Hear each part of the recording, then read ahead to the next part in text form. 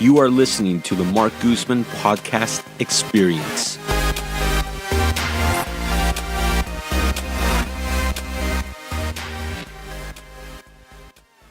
Okay, so now we're going to get into the property analysis section. So, Brian, what do we have to analyze today?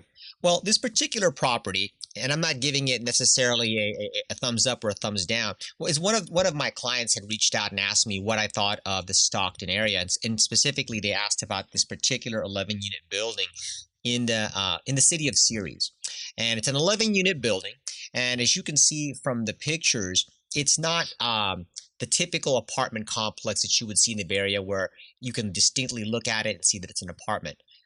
In fact, it's comprised of an 8-unit building, a duplex, and a house to get all of these 11 units into place.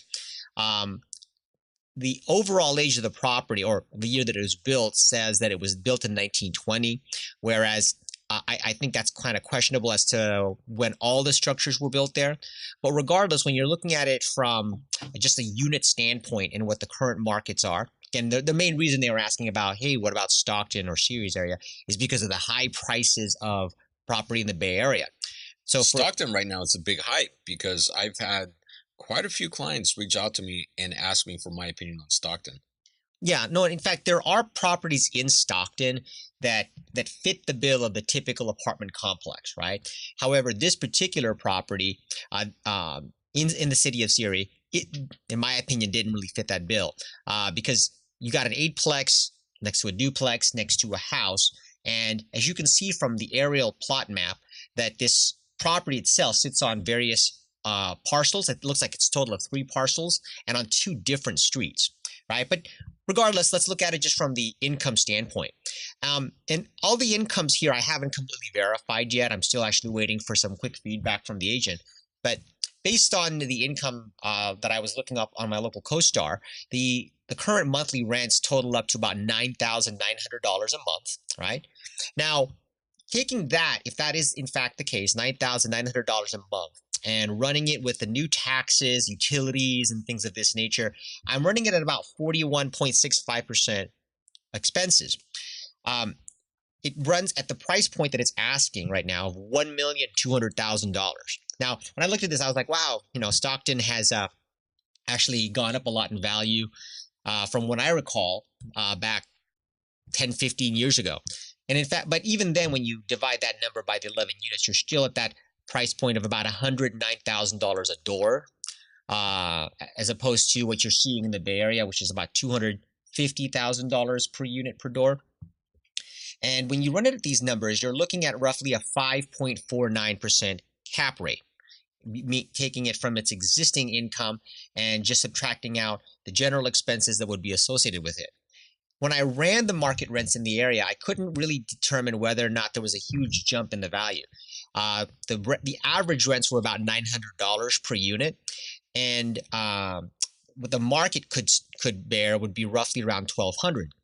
However, these particular units themselves don't fit the typical unit that rents for $1,100 to $1,200 because, again, it's a 1920s building. It's comprised of 3 different types of building types, and then one of them being an actual house. The property itself, even when you bring it up to market, I wasn't really getting it to go above a 6 cap. In fact, just with the loss to lease was somewhere between 3 to 5%. So in other words, you can raise the rents roughly 3 to 5% from where they currently were at.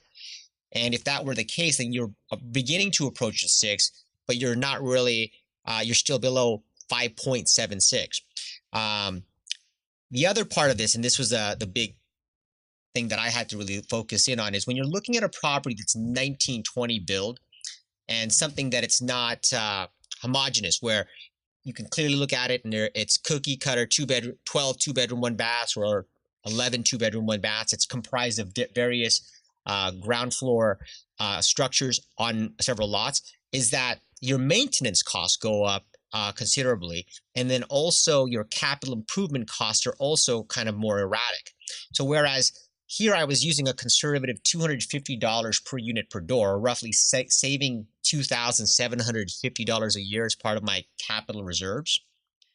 I think if I went into a closer examination of this property, the capital improvement cost itself would probably be much higher. Again, let's put this in perspective. It's I an mean, older building. it's an older building, right? You've got three buildings as opposed to one building, so that's three different roofs. One's a house, one's a duplex, and one's an eightplex. Also, as you could see from the picture, it's more of a wood frame on the outside, and so you have a lot of potential exterior dry rot.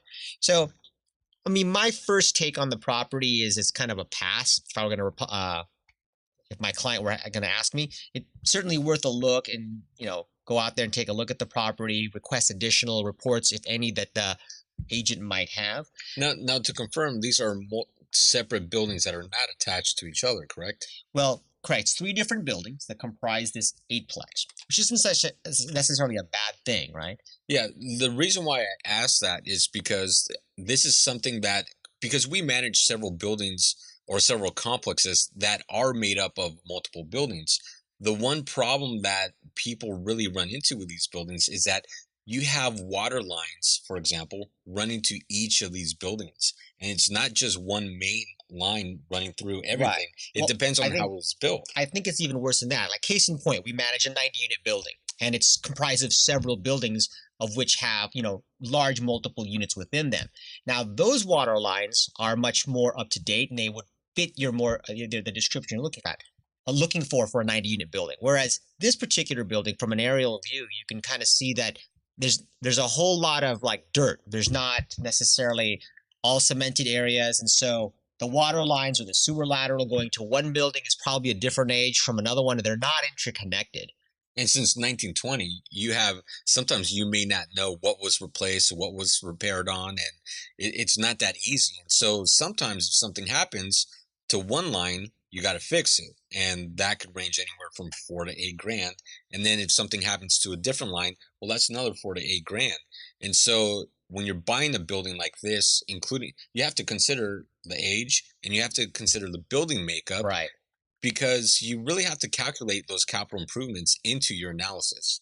Absolutely. In fact, when you start to calculate those capital improvements into your analysis, you're probably going to be exceeding 41% expenses.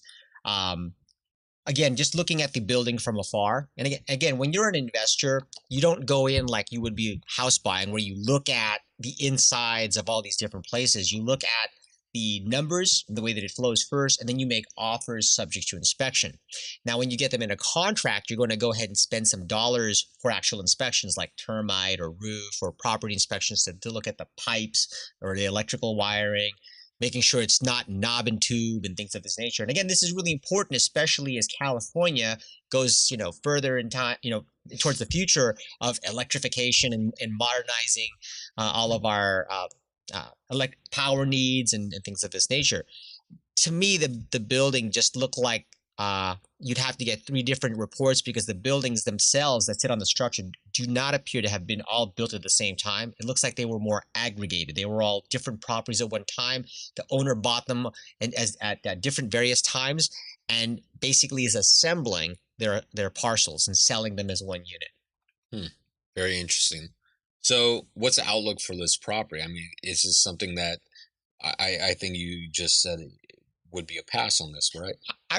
I would say don't go forward on this property to my client, but I never do that until I more thoroughly investigate the property. I'm going to wait to hear back from the agent. But just that was my initial glance, looking at public records, looking at the history of the property, looking at the how the property is laid out on parcels, because it wasn't something that was built all at the same time.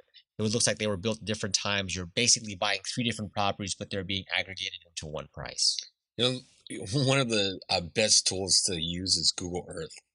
Oh no, absolutely, yeah, Yeah, it's I mean, amazing. Google Yeah, Earth is amazing. Like you can literally pull up any parcel, you can search whatever you need to search, but it's great because it does give you insight into the terrain if hmm you really need to look at that, but also just everything from an aerial top-down view to really see where everything's laid out. How close is it to public transportation, restaurants, stores, because all that also ups the rent prices or your potential rent prices that you can get at market. yeah, absolutely. So, I mean, with that said, please feel free to reach out to us if you have any questions on any other property out there. A lot of times when we're doing these property analysis, they will be different properties that I might be pulling up for my clients and making a recommendation. And so I just like to kind of give the audience an insight as to different ways to look at property, look for value adds. And in this particular case, I just didn't see that many value adds, but I'm still going to keep investigating for the benefit of my client who was interested in this particular property. Perfect.